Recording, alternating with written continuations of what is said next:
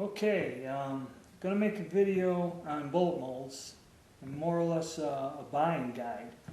I've seen a lot of videos about bullet molds on YouTube, and a lot of them are pretty good. They explain the bullet molds, the parts and everything, but I think there's some people out there that are thinking about getting into casting, or what to buy, or what type of bullets to cast for their guns. So we're going to kind of review that. I'm going to do that, and I'm also going to get into care and maintenance of the bullet molds a little bit. Alright, first step is you have a firearm and you want to know if casting will help you or save you money. And yes, it will, and it depends on what you're shooting and what you're going to apply more or less the use of your cast bullets. Say you live in the city and shoot in an indoor handgun range. A lot of them nowadays, the only thing you can fire in an indoor handgun range is cast bullets. No jacketed bullets or no hollow points or anything. So I'm going to go over a few types of different bullets that I cast over the years. My interests have changed. I used to cast a lot of handgun bullets, 357 Magnum, 38 Special, and 44 Magnum. And I also casted some automatic pistol bullets, which is a little bit trickier than a revolver. And I got into black powder, and I cast a lot of black powder. The black powder, if you're into muzzle loading guns, you're probably going to be into casting bullets. It's a lot cheaper, a lot easier. And then if we get into the antique guns or the older obsolete cartridges, casting your own bullets is probably going to be a must. So I have a couple examples here, and most of the, as I think you all know, most of the major mold makers are Lyman, RCBS, Seiko, and then Lee. And Lee makes the molds.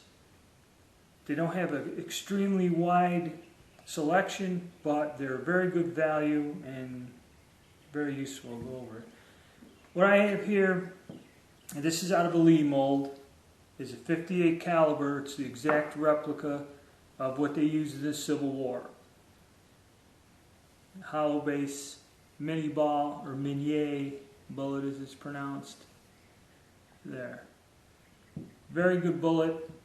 The bullet mold didn't cost me much. Makes a great bullet.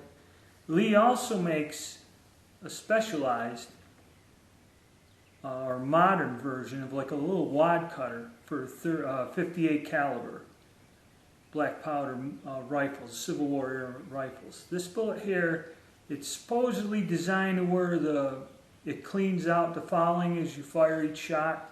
Very accurate, very nice bullet. I use a lot of these.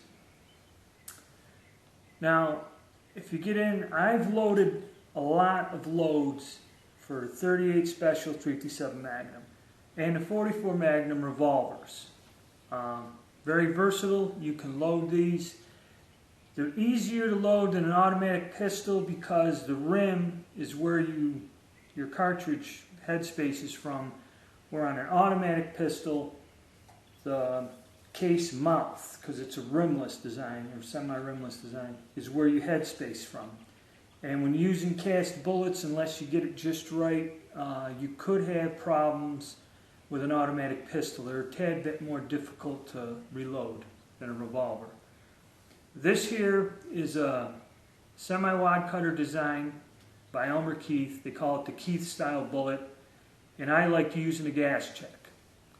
And the reason I use the gas check is if I was using a hot load in a 357 Magnum and getting it up there, that kind of gave it a little help protecting the bullet base and getting a little bit of a gliding metal to kind of go down the barrel in case of leading.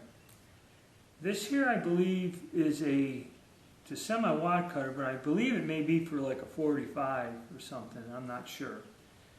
And then here's, I think that's a 9mm or a 380 bullet. And you see, the older automatic pistols, you're going to have to stick to a round nose. Unless you have a more modern one with a feed ramp which will allow something a little bit more of a semi-wad cutter. This here is a real heavy Lyman 9mm, the newer 9mm cast bullet. I casted some of them. I experimented with them for a while, and I never really got to use them much. This here is a 30 caliber cast from Lyman. Again, there's a gas check on this bullet. Most rifle bullets, you want kind of a little gas check because you're punching them out of there kind of quicker than a pistol bullet. And you can reload, you know, black powder, handguns, revolvers, automatics, rifles. You know, they make rifle bullet molds. If you're just target shooting or something with your rifle, saves you an awful lot of money other than buying the bullets. Then basically what I'm going to do now is I've got 2 brand new bullet molds, and I'll go over getting them ready and the pros and cons of them. Round balls. If you're into muzzle loading and you got a cheap source of lead, that's the way to go. Lee makes a lot, or I should say a selection of round balls. If you're looking for the bigger calibers, like for the brown vests, you need a 750 3/4 inch ball, 750 ball. You're gonna have to go with a Lyman mold. Lyman still makes them, the round balls, in a very wide range of diameters. So some of the bullet molds will be reasonably priced, but the selection might be narrow, and you're probably going to have to go into a different company. Because Lee molds, I got one here. Lee molds come in a box, and basically they're an aluminum bullet mold, which kind of makes them less expensive. You got a simplified design to them, which makes them easier to manufacture, and they're reasonably priced at around $20, say, give or take. You can shop around and find them. If you start going into the Lyman molds, this is another brand new Lyman. They go around $65 to $75, depending on how big, or but I think the lowest price ones are around the $65 price range. RCBS is about another $20 more expensive. And then of course when you get into 4 cavity or whatever, you're talking well over $100. But they're probably the best quality molds. The Lymans or the RCBS, made out of steel. That's another thing, they're all made out of steel or cast steel. And they will last a lifetime if you take care of them and use them right. So that's, if cost, or say, you know, you want to get into it and try it, and you don't want to really lay out huge amounts of money and say, oh gee, you know, it didn't work for me, or I lost interest, you could go with the Lee. And also Lee makes the melting pots down.